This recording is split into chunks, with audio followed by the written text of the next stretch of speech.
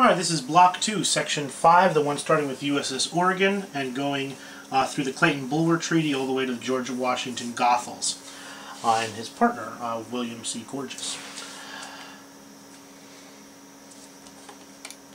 The Americas, a map with which you should be familiar. And if we know anything about the Americas, the United States covers the continent, Atlantic to Pacific. And for a very long time, if a ship wanted to go from New York to San Francisco, it would have to sail the long way around.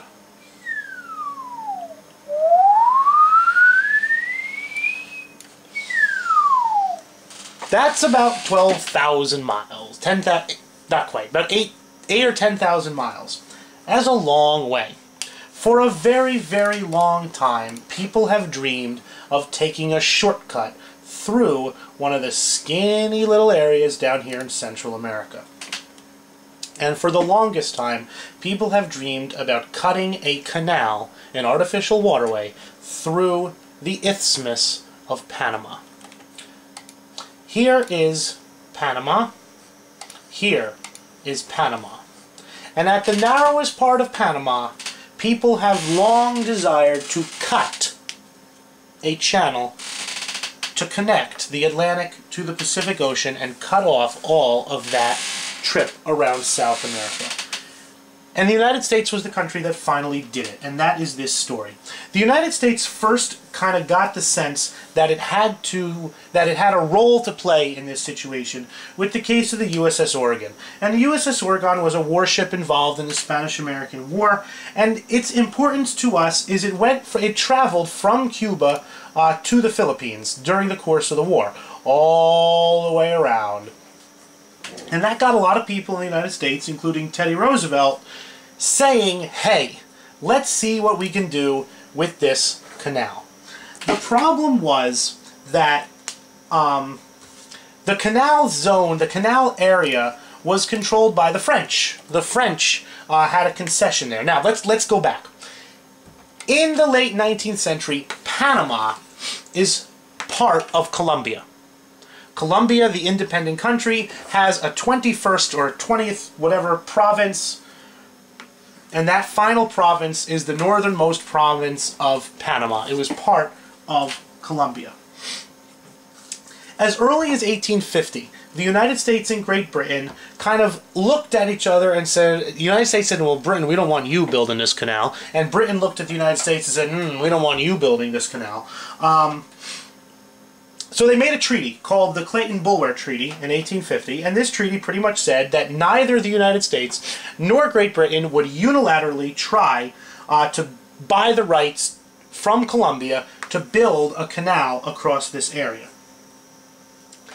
In 1881, that treaty was abrogated by the United States because the United States in 1881 felt that it had a possibility, a chance at some point in the future building this canal. So the United States and Great Britain kind of both said, all right, treaty's off. In the 1890s, the United States did in fact buy the area around what would become the Panama Canal from the French. The French in the 1880s and 1890s had tried to build a canal themselves there, but the engineering problems and the diseases especially took their toll on the French attempt. This is not flat land. This land, as you can tell in this diagram, goes up. It's mountainous. And if you want to build a canal, you have to somehow blast those mountains out of the way and figure out a way to raise the ships up and then lower the ships back down. So they come in on the Caribbean Sea, and then they have to cross this rocky, hilly terrain before exiting into the Pacific Ocean. The French kind of gave up, and desperate to get some of their money back, they sold rights to the canal zone to the United States. But the problem of the disease still remained. Yellow fever was the big one, wiped out 10,000 French workers, and the French kind of gave it up. So the United States bought these rights to the canal. They bought the French equipment, they bought the French leases in the 1890s. In 1901, the United States kind of checked this with Great Britain, and that's the Hay-Pauncefote Treaty. Pauncefote was a British diplomat, and this treaty, Great Britain recognized the American sphere of influence, there's that term again, Great Britain recognized the American sphere of influence over a zone 6 miles wide. In the middle of that 6 miles would be the actual canal. But Great Britain had a condition. They said, we'll recognize your sphere of influence, the United States, as long as the canal is neutral and open to shipping from all countries. All countries, whatever country they were, would have the right to send ships through the Panama Canal. That was Britain's deal with the United States, and the United States said fine. A couple years later, the Hay-Huron Treaty simply expanded that to 5 miles on either side of the canal, 10 miles on either side of the canal, to a 20-mile strip instead of a 12-mile strip. And then the funniness starts, because technically, even though the United States had bought the equipment and the United States had bought the leases, guess who still owns the land? That would be Colombia. And the Colombians had a role to play also. They had to give the United States permission to build this actual canal.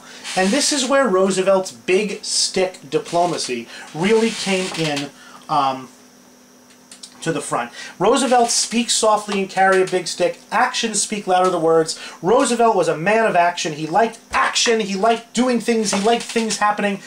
People who talked, Roosevelt really had very little interest in them. And this big stick diplomacy is going to play a role in the building of the Panama Canal.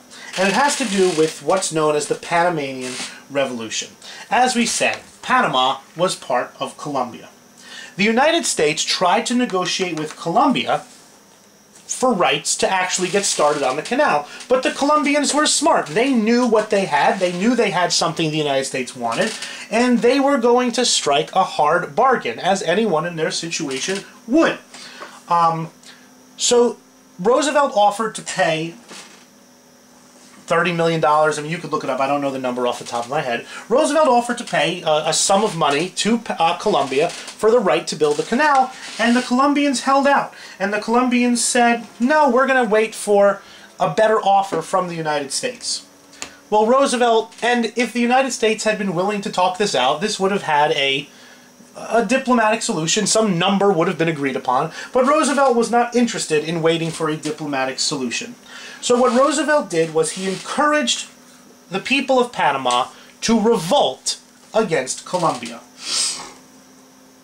There was some small-scale revolts in Panama against the Colombian government, people arguing for independence, and now when the President of the United States, one of the most powerful countries in the world, had just won this war with Spain, all of a sudden the President of the United States says, hey, why don't you revolt against Colombia? We'll help you with your revolt, and then you help us build the canal. And that is exactly what happened. A small uprising took place in Panama. The Colombians were about to send their army to go put this little revolt down, but Roosevelt sent in the American Navy, which could outclass the Colombian military, you know, 7 days a week and twice on Sundays, and the Colombians could do nothing about this revolt in Panama because here was the United States Navy preventing them from moving troops, preventing them from making any run at all at keeping this part of their country part of their country. It is the best example of big stick diplomacy. Roosevelt says, I'm done talking, here's the big stick, you know, and we'll bat you about the head with it if we need. And with the protection of the American Navy, Panama became its own independent country. And that in the Hay-Bonaventure Treaty of 1903, after this Panamanian quote-unquote revolution, the United States guaranteed the independence of the Republic of Panama. They said, if anyone tries to attack you, the United States has got your back, and no one in Latin America is going to militarily mess with the United States in 1903. And of course, the government of Panama was very happy to strike a deal with the United States, and in 1903, Panama gave the United States the right to start building this canal. Well, the first important person here, after Roosevelt's big stick diplomacy, was a doctor by the name of Walter Reed. Walter Reed went down to Panama and he discovered something amazing. He discovered that yellow fever that had killed so many Frenchmen in their attempt to build the canal, and killed thousands upon thousands of people in the United States every year also. Walter Reed discovered that yellow fever was carried by a mosquito. And he not only discovered that, but he developed a cure. So all of a sudden, with the advance of science, and this Dr. Walter Reed, who has a very famous hospital in Washington, D.C. named for him, Walter Reed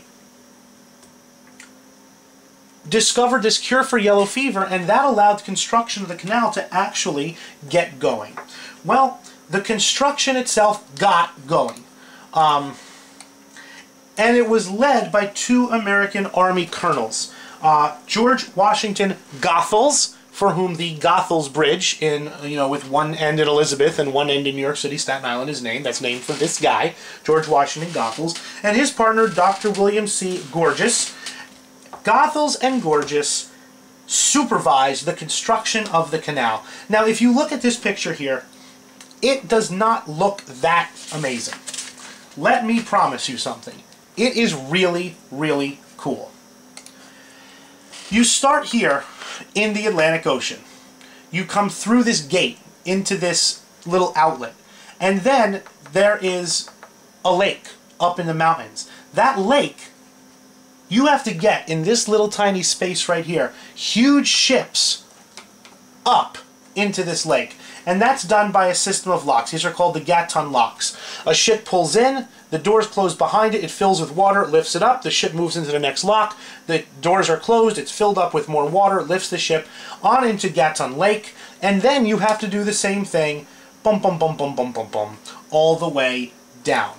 So you come up the locks, you transverse the lakes, and then they had to cut through the mountains. There was nothing here. They had to dynamite away thousands upon thousands of tons of rock, cut through the mountain, and then go back downhill, finally reaching the Pacific Ocean. It took 10 years. It took 10 years. But the canal was finally completed in 1914. And it was considered then, and if you go to see it today, it is one of the neater things that you will see.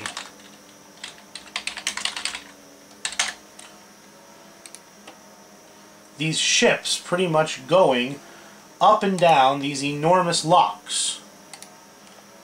And you can see, I mean, to lift, this is an American battleship here, going through the lock. To lift a ship up 100 feet is no small task.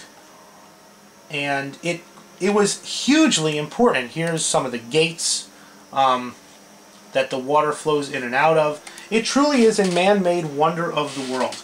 And it cut the travel time in half. What used to take weeks and weeks and weeks and weeks and weeks now could be done much, much more quickly.